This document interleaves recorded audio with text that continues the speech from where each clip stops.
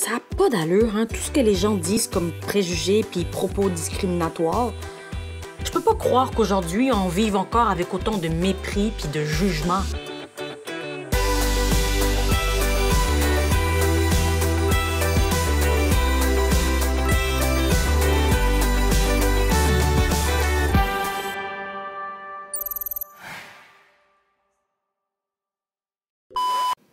Te faire juger ou juger les autres, ça t'arrive-tu, toi? J'écoutais justement un film l'autre fois, puis il y avait un personnage qui expliquait que... Votre honneur, je vous rappelle que juger signifie se faire une idée ou une opinion favorable ou défavorable envers quelqu'un ou quelque chose. OK, donc ça veut dire que tout le monde juge?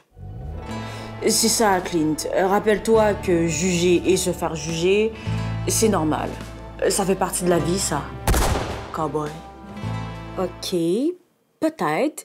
Mais moi, mon problème, c'est le monde qui juge à partir d'informations ou de suppositions partielles. Puis ça s'appelle un préjugé, puis ça blesse. Oui, vous avez raison, Gordon. Mais tout ça vient de la méconnaissance de l'autre, de la peur et surtout du manque d'empathie. Hé, Moussaillon! Tu savais que les gens qui jugent le plus, c'est souvent ceux qui ont l'ego fragilisé et une basse estime de soi? Mais bon, au-delà des films, personne n'aime ça se faire juger, même moi.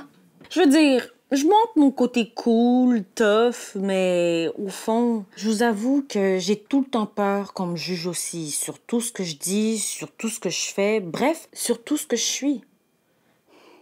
D'ailleurs, des préjugés puis des jugements, j'en entends partout, tous les jours autour de moi. Mettons, moi, c'est par rapport à mes cheveux. Hey, c'est-tu tes vrais cheveux? Je peux-tu y toucher? Puis Sacha, on lui dit souvent... Hey, tu tiens juste avec des filles. Coudonc, t'es-tu gay? Puis Logan, le petit nouveau à l'école. Hey, tu t'habilles toujours pareil. Coudonc, tes parents sont-ils sur BS? Mais la pire phrase que j'ai jamais entendue, c'est envers mon amie Alexia. Ouais, t'es belle pour une grosse, toi. Sérieux?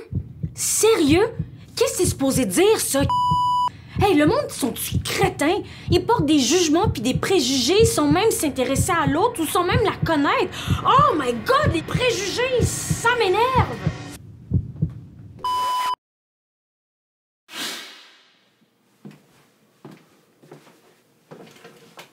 Ouais, ben, je réalise que les préjugés, ça vient vraiment me chercher. Tellement que quand je suis témoin des jugements des autres, ben... ça me fâche tellement que je me mets à les juger à mon tour pour me venger un peu. Donc, sans trop m'en rendre compte, je participe aussi à la culture du jugement. Puis c'est un cercle vicieux, ça. Plus on se sent jugé, plus ça affecte notre estime de soi et plus on a tendance à juger les autres.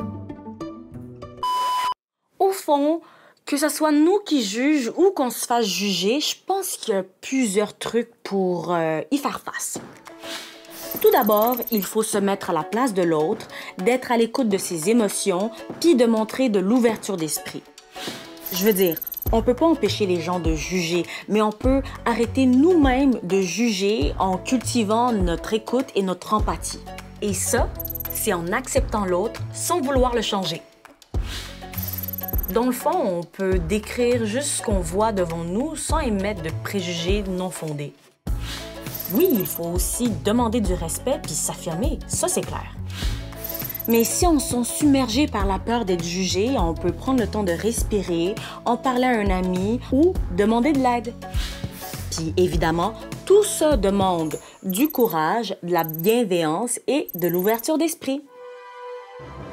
Non, votre honneur, détrompez-vous, l'ouverture d'esprit, ce n'est pas une fracture du crâne. Et souviens-toi, Clint, quand on sait ce qu'on vaut comme personne, on a moins tendance à juger les autres ou avoir peur d'être jugé. T'as raison, Moussaillon! Il faut s'assumer pour ne pas être affecté par le jugement des autres.